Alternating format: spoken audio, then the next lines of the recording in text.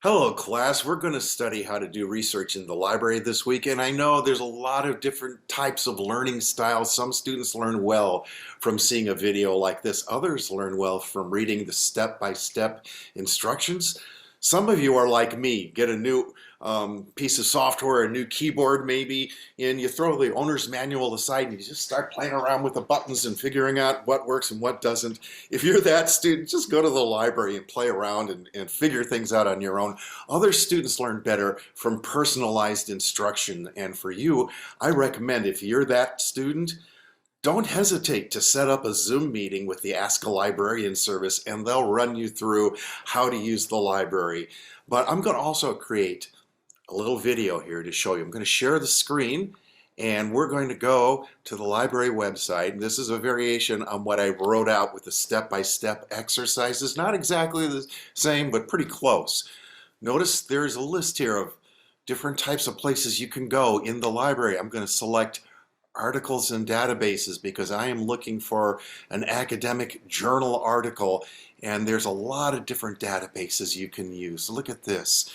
There's starting off with the A section, going all the way down here to business news or California newspapers. And here's ebook collections. We're going to go and use the second one here on the list, Academic Search Complete.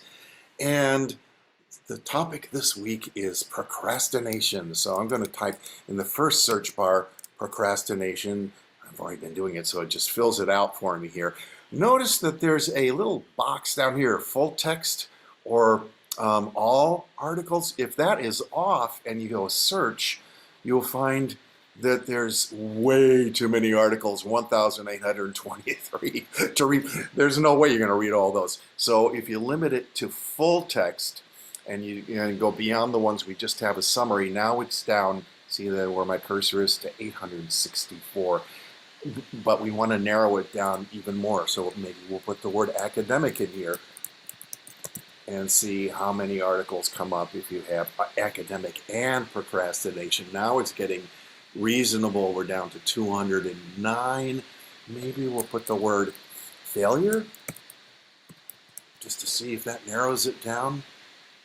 And yep, it sure does. We're getting down to only 25 articles where the words failure, academic, and procrastination are in all of the articles. Now, here's a trick, okay? Don't just pick the first one. Your teachers will bust you if they know that everybody's looking for the same kind of topic and you are too lazy to kind of scroll up and down and see which one of these is better for me. So I'm going to pick one that looks interesting. Anxiety among students and academic procrastination. But that's a conference. It's not an article. See, there's a difference between conferences, articles, peer-reviewed journals. Examining procrastination among university students through the lens of self-regulated learning model. Let's take a look at this. It has the full text version. So we're going to click on this. And here we are. Here's the full text article. And you can read this. There's the abstract. Now, we sometimes only have the abstract. That's a summary of what's in the article. That means we haven't subscribed to a very expensive journal at our college. But if you really want to read the article, you can go to the librarian and say, I'd like to get this article through interlibrary loan. And they'll go and get it from Chico State or somewhere else for you. Here's the full version of the article, though. I want to emphasize something important here. Students oftentimes just go in and get a quote because the teacher says, I want you to find 3 quotes. They don't even read the article. The whole point of doing research is to learn. So I recommend that you read through the articles and see if you're learning something. And here's a little key. If you're doing research at the very end, there's always other sources that the writer learned from, and you can learn from these same sources by going to them and reading them yourself. So all you have to do really is find, if you have a really obscure topic, you find one great article, and then at the bottom there's all these other articles that you can access. But let's get back to the assignment for today. There was a quote that kind of caught my eye in the abstract, and I want to highlight this because it's kind of interesting. The main findings this is the main findings from the abstract here. And it's kind of funny, really, because basically I'm summarizing, paraphrasing here. It says that dudes procrastinate more than ladies. And so that's kind of a funny quote. I found it interesting that the procrastinators are the guys, and they suffer the most from it. Listen to this, fellas. You don't want to be one of those guys, okay? Don't procrastinate. I have to slip into Professor Burko mode here. So now we're going to go back to my Microsoft Word document that I have saved here. I'm going to copy that and paste it into here.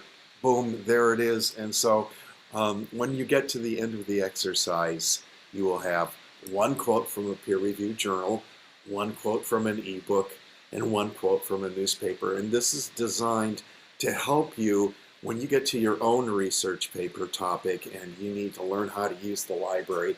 And this is what separates the scholars and the half-hearted students from each other. The scholars, the people who really want to learn university life, learn how to use the library, learn how to find peer-reviewed journals. And the amateurs, the people who don't really care that much, they just revert to going back to Google and getting something in 0.03 seconds and taking the first quote that pops up to the sponsored Google page. You don't want to do that. You will get a very bad grade if you do. So 3 different ways of learning. You can read my lengthy step-by-step explanation of how to use the library. You can watch this video, or even better, maybe the best, is set up a Zoom appointment with the Ask a Librarian service at the college and have them run you through not only what I just showed you, but advanced research techniques. So you can be that student, say you transfer to UC Davis or somewhere like that. You'll be that student who knows how to use the library. Have fun. Think of the library as a treasure hunt, looking for great quotes, great pieces of evidence that will support your thesis.